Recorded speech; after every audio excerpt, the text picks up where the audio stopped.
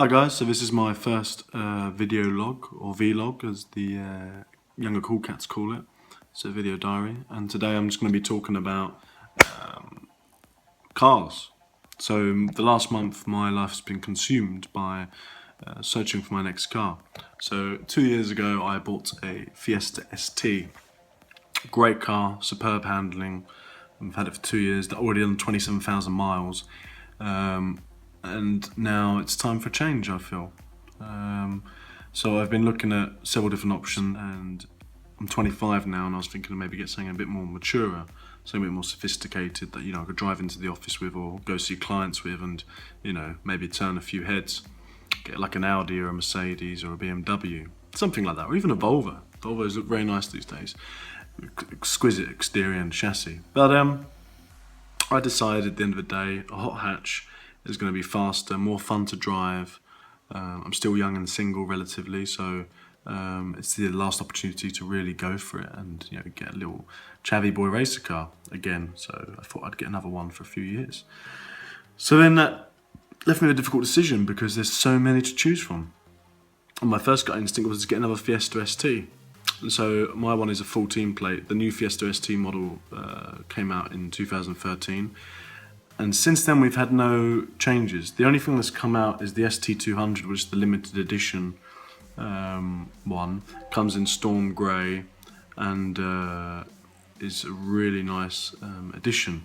So it has I don't have the specs at the top of my head, but it's 6.5 seconds 0 to 60, which shaves off about 0.4 milliseconds.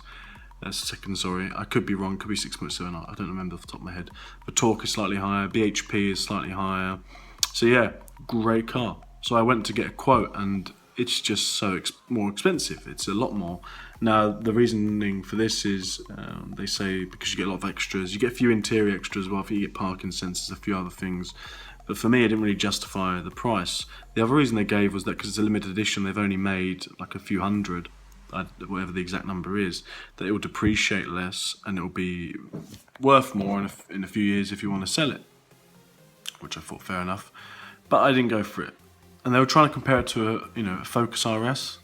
It's nothing like a Focus RS. You can't compare. It's like comparing apples and bananas. So I thought, okay, I'll just get another normal Fiesta ST, and the one I have at the moment is a Fiesta ST2. So with the ST2 you get heated seats, you get a few other little things like, if you get the convenience pack, like keyless entry, stop start button, and a few other things, DAB radio rather than a standard one. So I looked at another ST2, but then I compared it to other hot hatches, and I just thought, in 2013, 14, and those 2 years, the Fiesta ST, and it still is classed the best in its class as a hot hatch, but back then it really was. It was way better than every other hot hatch out there. However, all the other big brands, they've been coming out with their own new hot hatches, and the biggest difference is vastly updated interiors. And actually, when you compare the Fiesta ST to other big brands, the Fiesta ST's interior is severely outdated, extremely outdated. It's still nice, yeah. You have the Sony sound system is incredible. It's really good quality sound, but at the end of the day, it's very outdated. You don't have a touch. Most of the hot hatches now, it comes as standard to have a touch screen. The VXR, the CUPRA, the GTI, Peugeot 208 Sport Edition, the Mini Cooper Sport. The list goes on. So I was thinking, okay, maybe I should shop around, and also I just fancy trying something different. So it didn't take me long to find what I want to get next. So first of all, I looked online, read loads of reviews, and you notice that actually when you go on performance alone, a lot of the other hot hatches actually beat the ST, even though the ST is still, by Auto Express, Auto Trader, a lot of the big reviewing online companies and Top Gear itself still put the ST as top of its class. So why is this? So the ST, and as an ST driver for 2 years, I can tell you the handling is second to none. It's better than any car I've ever driven, and I've driven a fair few cars. I haven't driven hundreds, but I've driven a fair few big brand cars, and the handling is second to none.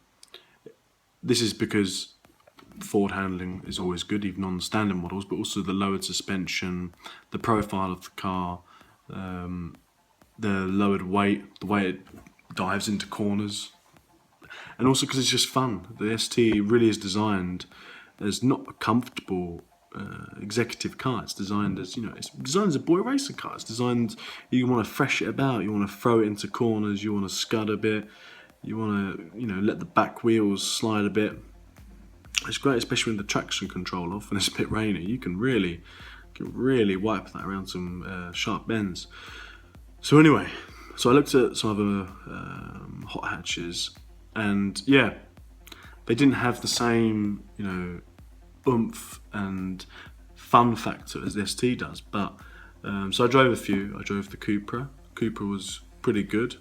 CUPRA was very good for value as well. If you get the black edition, which is only 900 more than the standard edition, you get I think a 6.5-inch touchscreen with sat nav, links to your phone. You get heat seats, cruise control, climate control. The list goes on, and you get some nice black painted alloys, and it looks like a great car. But it put me off because I thought I wasn't going to go for aesthetics. I thought I was going to go for a bit more of a sophisticated car this time, sophisticated hot hatch. And with the CUPRA, it doesn't look that sporty. It really doesn't.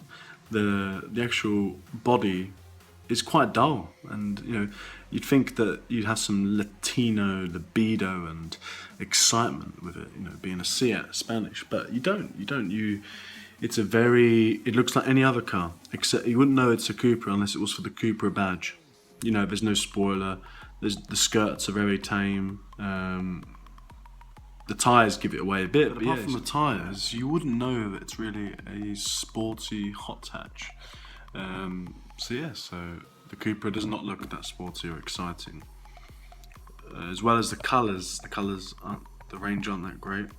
Now, before I talk about the test drive I had with the GTI, the VXR, I just wanted to share my experience with the VXR quickly because I didn't go for the VXR. So the VXR came out with a new model in 2015, which was well overdue. I think the last release they had was 2010. Could have even been before that, but yeah. So the new VXR is lovely. It comes with its touchscreen as standard, cruise control, all the other little mods, and it ticks the boxes in the interior. It's quite nice. And the VXR, on paper, is one of the fastest hot hatches. I think they say 6.5 seconds, 0 to 62. Top speed is 146, 148, which is pretty darn high. But test drove it, didn't like the handling. It felt tackier, and it's weird. It's something Vauxhall can't get over. No matter what car they do, it just always feels like a budget car, even when it's expensive like the VXR. The VXR is not cheap. It's a mid-range price for a hot hatch, and it's not cheap. It's not one of the cheaper ones, and it just doesn't feel luxurious. Doesn't feel like something special. Like the ST is one of the cheapest hot hatches. If you get the ST1. I got the ST2, but the ST1 is fairly cheap, 17 grand or thereabouts, and it's not that luxurious like a Volkswagen or an Audi, but it looks special. They're saying you're proud of it. But with the VXR, I don't know. So anyway, I didn't go for the VXR. Didn't think much of it. It was fairly fun to drive, but didn't really put a smile on my face, and I found it quite an uncomfortable ride. So in the end, I test drove the CUPRA and the GTI because it was going to be between them two. So the CUPRA was a pleasant surprise. Handles very well, and it actually dives into the corners, actually a little bit marginally better than the GTI. Now, as most of you will be unaware, you probably are aware actually, Volkswagen actually owns Seat. So they're both made by the same people. Potentially in different locations. They both have the same engine, a 1.8, which I believe has a turbo and supercharger. I haven't read that much into it, but it has both, incorporates both. So it's a 1.8, 4 cylinders, and and they're very similar size, same dynamic steering if you get the sports performance pack. And same spec, same acceleration, 0 to 62, and same top speed. The Volkswagen weighs slightly less, I believe. I think the Seat is 20 kilograms more. But and the Seat only comes in manual, whereas the Volkswagen, the Polo GTI, you can get DSG. So anyway, I test drove the CUPRA. Like I said, very good handling. Dives into corners better than the GTI actually, and is marginally more fun than the GTI, but what an experience. So I drove a seven gear DSG Polo GTI. It was their pearlescent black. It was absolutely stunning. The first thing, the most beautiful thing, it just looks luxurious as soon as you start walking towards it in the showroom, and it just looks lovely. The pearlescent black with lovely 17-inch alloys. It had the tartan seats, which are not that sporty. They don't hug you that much at all, but they're very, very comfy. You sink into them. You really feel like you're part of the car. And I am not a big fan of automatics, but I'll tell you now, I loved the DSG gearbox. I used the paddle boards. Well, they're not called paddle boards, I can't remember the name. But the paddle buttons on behind the steering wheel to shift gear, and it was so much fun.